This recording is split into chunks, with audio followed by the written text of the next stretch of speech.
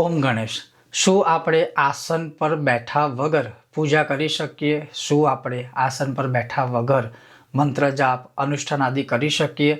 અને જો હા કરી શકીએ તો એનું પરિણામ શું છે? જો ના કરી શકીએ તો એનું પરિણામ શું છે? આપણે વગર આસને પૂજા કરીએ તો એનું ફળ શું પ્રાપ્ત થાય? અને આસન કામના અનુસાર કેવા હોવા જોઈએ, કયા આસન હોવા જોઈએ, અને સૌથી બેસ્ટમાં બેસ્ટ આપણે નિત્ય પૂજા માટે કયું આસન છે, આજે એ વિષય પર શાસ્ત્રોક્ત પ્રમાણ સાથે સત્સંગ કરીશું. જો તમને આ વિડીયો પસંદ આવે તો લાઈક કરજો અને સૌથી વધારે શેર કરજો, અને ચેનલ પર નવા હોય તો સબસ્ક્રાઇબ કરીને ઘંટીનું ચિહ્ન દબાવજો. તો ચાલો સત્સંગ શરૂ કરીએ. હવે સૌથી પહેલા તો આપણું શાસ્ત્ર કહે છે કે ક્યારેય પણ આસન વગર પૂજા પાઠ અનુષ્ઠાન મંત્ર સાધના કે કોઈ પણ પ્રકારની પૂજા ના થાય, કોઈ પણ પ્રકારની ના થાય. કેમ? તો કે આસન વગર તમે સીધા પથ્થર ઉપર બેસીને પૂજા કે સાધના કે અનુષ્ઠાન કરો તો રોગોત્પત્તિ અર્થાત રોગોને આપણે આમંત્રણ આપી રહ્યા છે. એ જ રીતે આપણે સીધા કોઈ પણ પ્રકારના વાંસના લાકડા ઉપર કે તૂટેલા ફૂટેલા લાકડા ઉપર બેસીને મંત્ર જાપ આદિ કરીએ તો આપણા ઘરમાં જીવનમાં દરિદ્રતા આવે છે.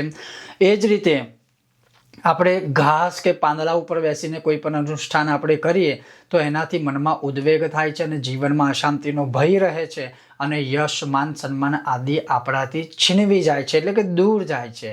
તો ક્યારેય પણ આસન વગર પૂજા કરવી જોઈએ નહીં. બીજો પ્રશ્ન એ થાય તો પછી પૂજામાં આસન કેવું હોવું જોઈએ? તો આપણું શાસ્ત્ર શું કહે છે? આપણું શાસ્ત્ર શું કહે છે કે કૌશેયમ કંબલમ ચૈવ અજીનમ પટ્ટમેવ ચ દારૂજતમ તાલપત્રમ વા આસનમ પરિકલ્પયન.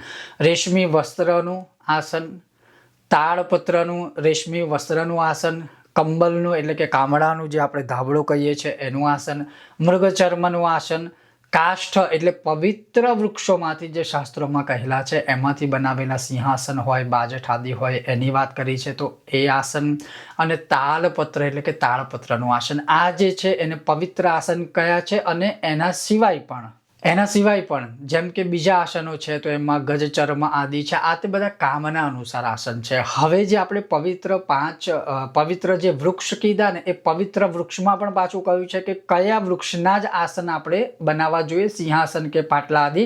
તો કહ્યું છે કે શમી કાશ્મરી શલ્લહ કદંબો વર્ણસ તથા પંચાસનાની શસ્તાની શ્રાદ્ધે દેવાર્ચને તથા.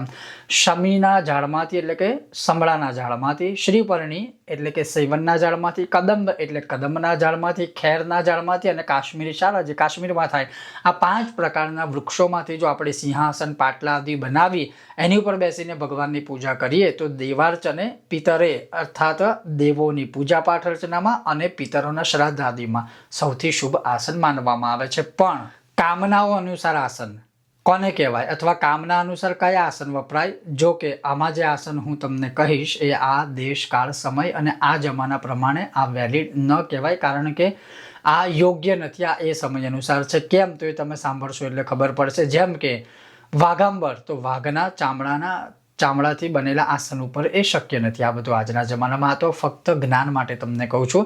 તો કહ્યું છે કે વ્યાગાંબર પર બેસી અને જે કોઈ પણ મંત્ર સાધના આ બધું કરે છે તો એને બધી જ સિદ્ધિઓ પ્રાપ્ત થાય, જ્ઞાન પ્રાપ્ત થાય, વિદ્યા પ્રાપ્ત થાય, બુદ્ધિ પ્રાપ્ત થાય, સર્વસ્વ પ્રાપ્ત થાય. એ જ રીતે કોઈ વશીકરણ માટે મૃગચર્મ એટલે હરણના ચામડાથી બનેલા આસન ઉપર બેસી અને વશીકરણનો પ્રયોગ કરે તો કોઈ પણ વ્યક્તિ વશમાં થાય છે.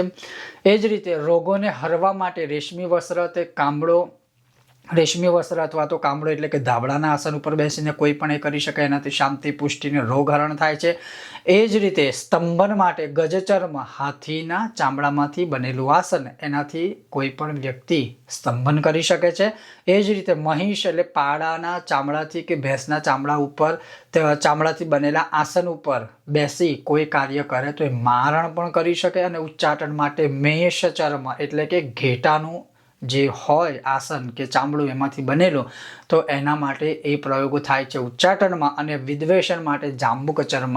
તો કહેવાનો અર્થ છે કે આ બધા જે આસન છે આવા તાંત્રિક ક્રિયાઓમાં સકામ અનુષ્ઠાનો માટે વપરાય છે. પણ આ બધામાં સર્વશ્રેષ્ઠ આસન કયું, ઉત્તમ આસન જે આપણે ઘરમાં લાવવા જેવું કે ઘરમાં વસાવા જેવું કયું આસન? તો એ આસન આ છે કે કામ્યાર્થમ કંબલમ ચૈવ.